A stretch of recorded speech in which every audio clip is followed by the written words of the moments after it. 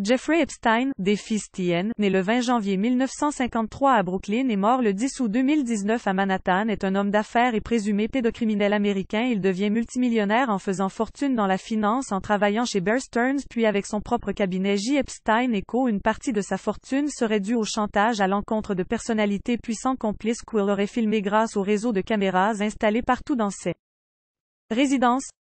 En 2008 et 2009, il effectue une peine de 13 mois de prison, sur une peine de 8 mois, dans une affaire de prostitution impliquant une mineure et se voit inscrit sur la liste américaine des délinquants sexuels.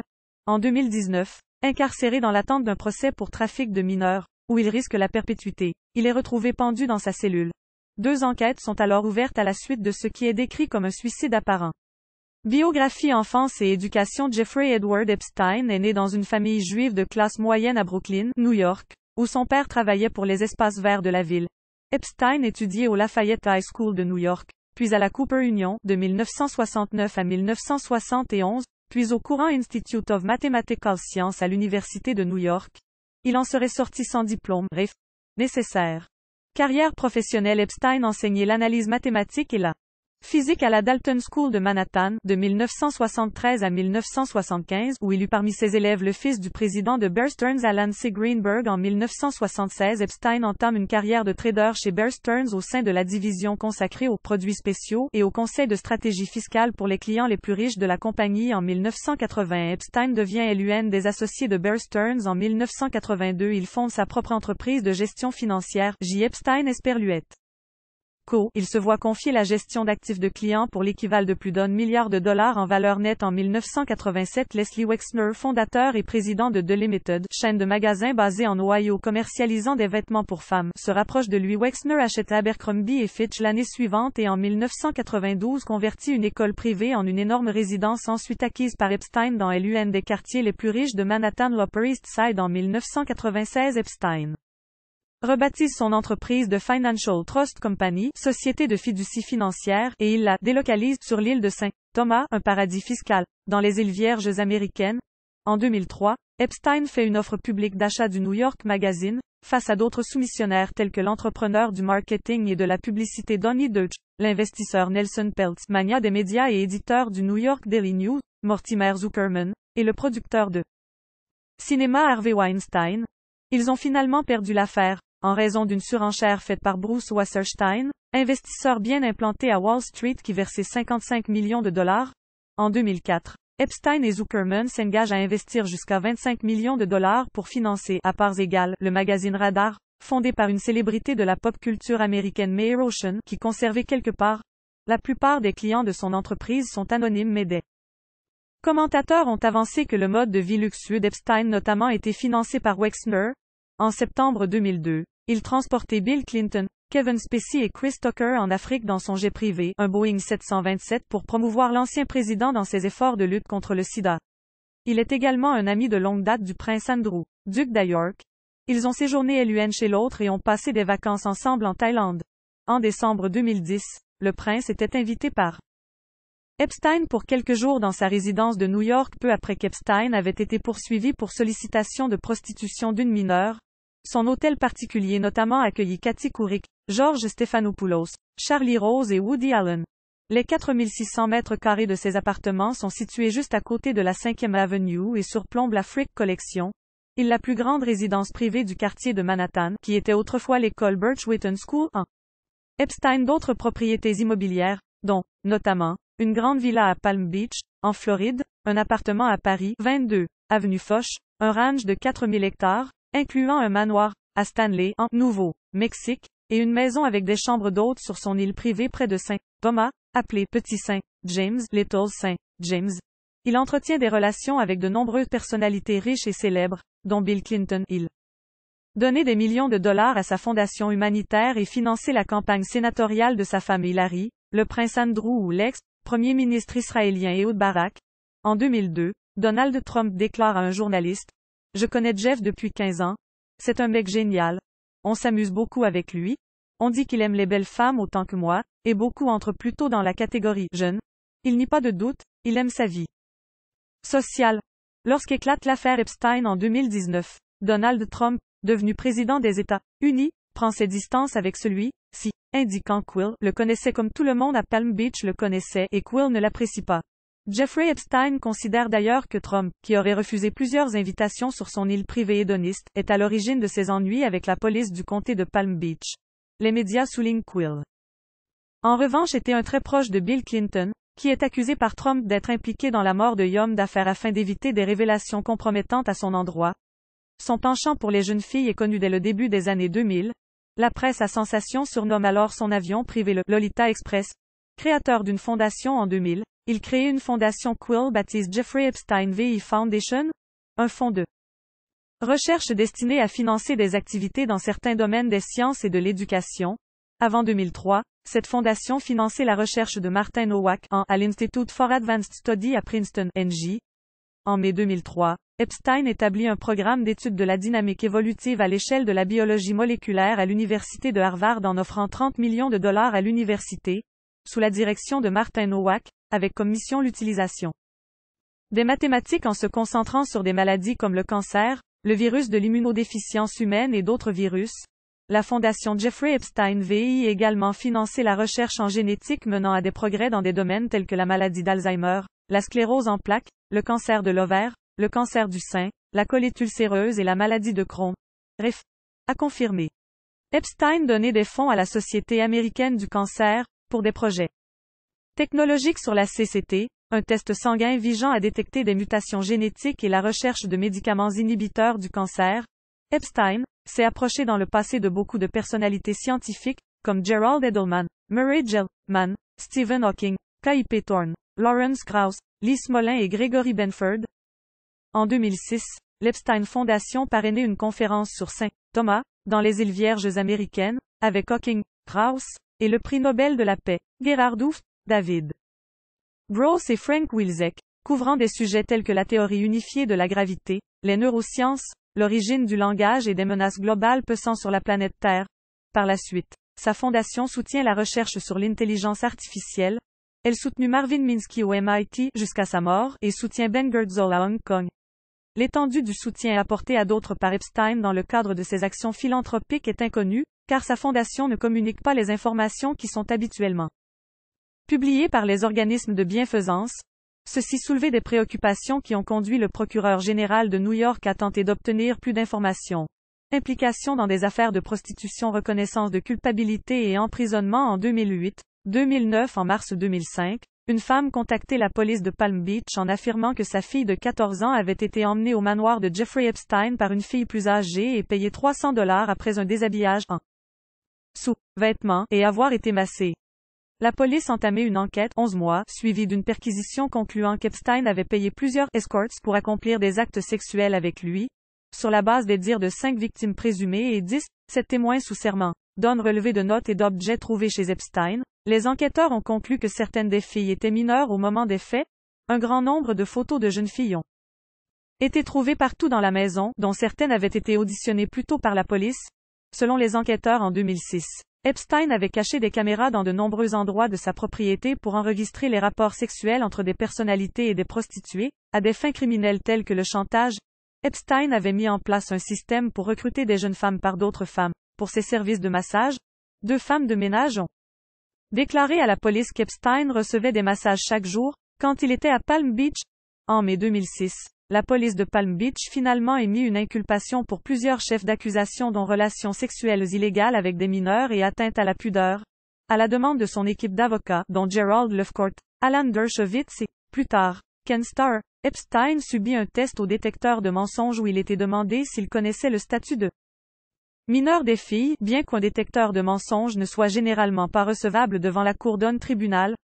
Au lieu de suivre les recommandations de la police, les procureurs ont examiné des éléments de preuve faibles et les ont présentés à un grand jury. L'ancien chef de la police de Palm Beach, Michael Reiter, plus tard écrit au procureur de l'État, Barry Krischer, en se plaignant de la manière, très inhabituelle, dont l'affaire était conduite et en lui demandant de s'en retirer. Le grand jury n'a retenu qu'une seule accusation criminelle, sollicitation de prostitution, pour laquelle Epstein n'a pas plaidé coupable. En août 2006, accusé d'avoir mis sur pied un système très élaboré de trafic de mineurs, pour la plupart issus de milieux sociaux défavorisés, il encourt en 2008 la prison à perpétuité. Il conclut cependant un accord secret de non-poursuite avec les procureurs fédéraux de Floride lui permettant de faire face à des chefs d'accusation allégés.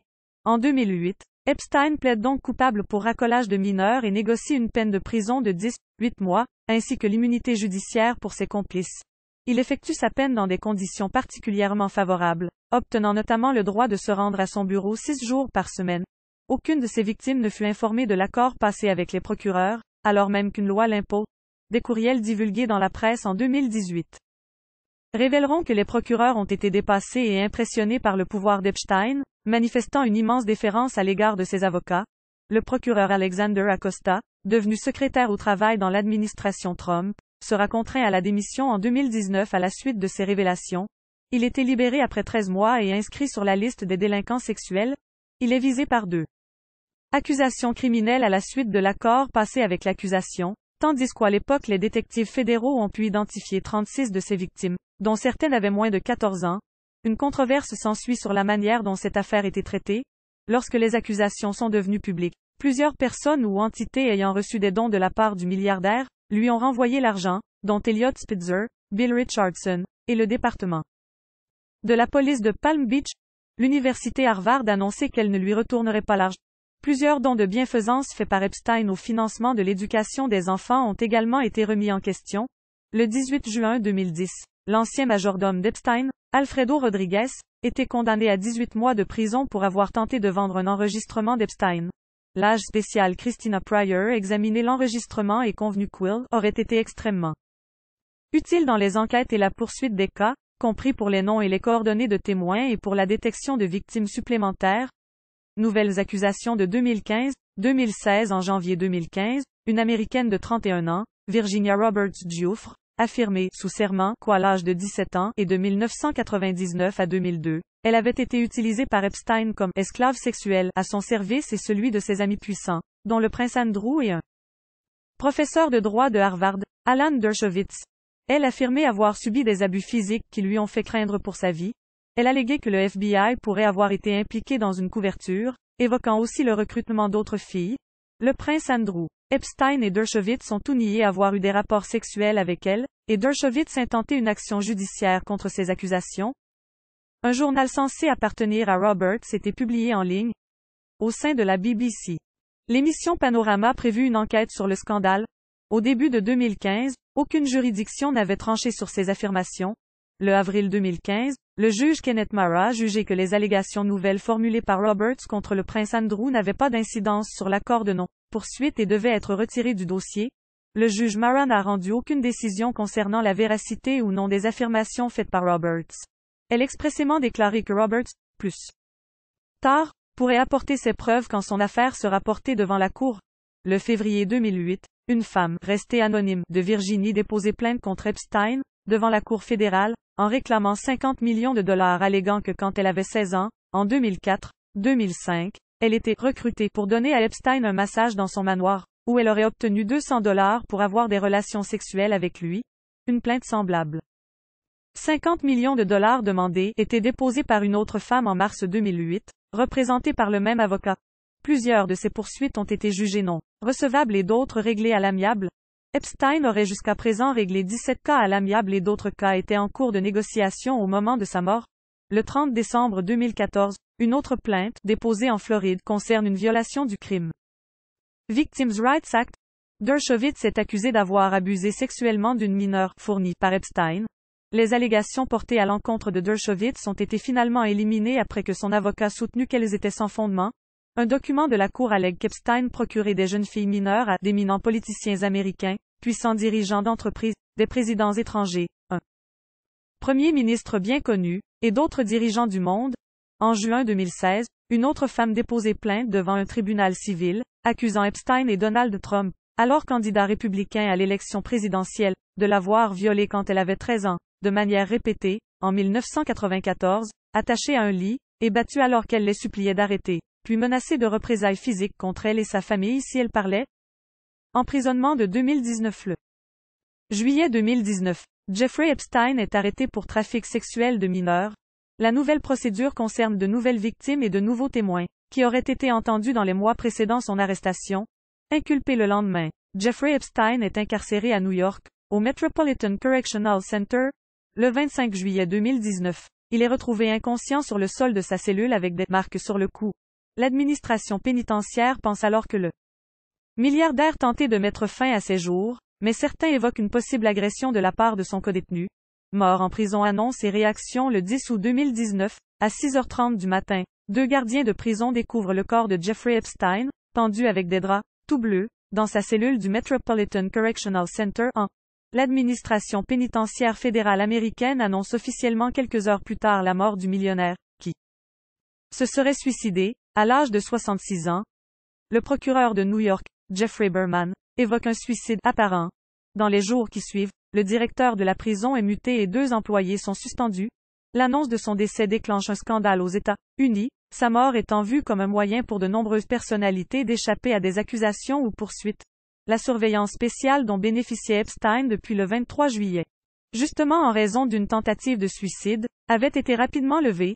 Si les autorités américaines, sur le fondement d'une autopsie réalisée sur le corps de Jeffrey Epstein, ont conclu à une mort par pendaison, un autre médecin légiste, engagé par la famille Epstein, conclut à un possible étranglement. Après sa mort, 2 enquêtes sont ouvertes, une par le FBI et une seconde par l'inspecteur général du département de la justice des États-Unis. Le 12 août 2019, les secrétaires d'État français Marlène Schiappa et Adrien Taquet réclament l'ouverture d'une enquête en France, des victimes et des complices d'Epstein pouvant être de nationalité française. 11 jours plus tard, le parquet de Paris ouvre une enquête pour viol sur mineur et agression sexuelle. Le 25 août 2019, Jeffrey Epstein est inhumé aux côtés de ses parents, Seymour et Paula, à Palm Beach en Floride. Enquête la mort d'Epstein, que les autorités ont dans un premier temps qualifié de suicide apparent, déclenché de multiples enquêtes sur la façon dont un détenu de cette importance, qui était censé avoir fait l'objet d'une surveillance attentive, pu mourir sous garde fédérale. La mort du suspect a également suscité l'indignation de ses victimes et de leurs représentants, qui espéraient que le procès d'Epstein l'année suivante permettrait de rendre justice. Parmi les points qui font polémique, l'absence de surveillance du détenu. Au mois de juillet 2019, Epstein avait été retrouvé dans sa cellule avec des marques autour du cou, et les autorités avaient tenté de déterminer s'il avait été attaqué ou s'il avait tenté de se suicider. À la suite de cet incident, Epstein avait été placé sous surveillance pour risque de suicide. Malgré cela, le personnel de la prison n'a pas contrôlé la cellule d'Epstein pendant plusieurs heures avant sa mort, violant ainsi le protocole qui prévoit que toutes les 30 minutes quelqu'un vérifie la cellule. En outre, Epstein n'aurait pas dû être seul dans sa cellule. Une personne partageait bien sa cellule mais était transférée la veille, pour des raisons non encore élucidées, et il n'a pas reçu de nouveaux compagnons de cellule. Epstein, qui avait déjà été placé sous surveillance, est donc resté seul et sans surveillance.